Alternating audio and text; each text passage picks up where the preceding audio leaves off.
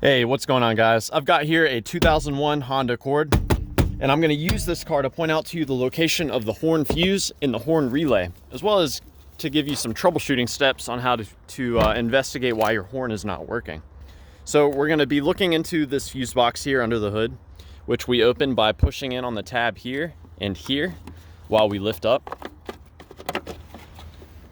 The back can be a little tricky. You kind of have to reach around and pull up on that as well. Now, the fuse that provides power for the horn is going to be this 20 amp fuse. And if you find that this fuse is blown, there should be a spare fuse located back here. As you can see, this is what a good fuse looks like. That said, it's not likely that that fuse is blown, because this fuse provides power to a lot of other things that you would notice failing before you notice a horn failing, such as the computer. Now, the horn relay is going to be this relay right here. This relay gets activated whenever the horn goes off. My favorite way to troubleshoot relays is I'll have someone, an assistant inside the car, holding the horn down, and while they're doing that, I'll come here and I'll tap on this relay. I'll also wiggle it from side to side. Now, sometimes relays can get stuck, and sometimes by tapping or wiggling the relay, you can get it to unstick.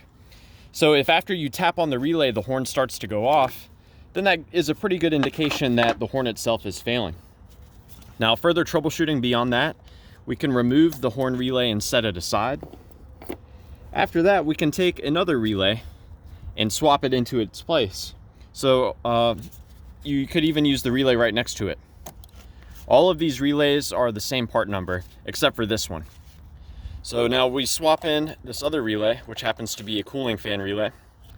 Now, if after swapping in the cooling fan relay, my horn starts to work, then I know that my original relay was probably no good.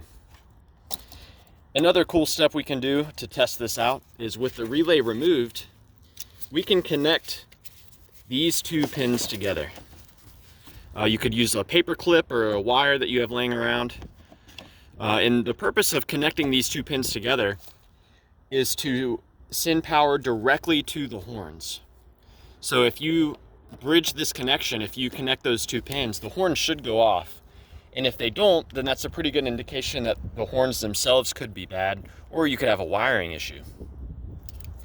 If the horn does work when you connect those two pins together, then that probably indicates to you that you might have an issue with the horn switch itself, or maybe even the clock spring. Now, as far as the horns, there should be two of them. We can see them right here. This connection here at the bottom only carries power from the horn relay. So you should see this get power whenever the horn relay is activated. And the ground to the horns come from just the mounting point, just from them being mounted to the frame of the car. So yeah, I hope that this information was helpful to you in troubleshooting your horn issues. Please let me know if you have any questions, or more importantly, if you have any advice about fixing the horn on your Honda Accord. Thanks for watching.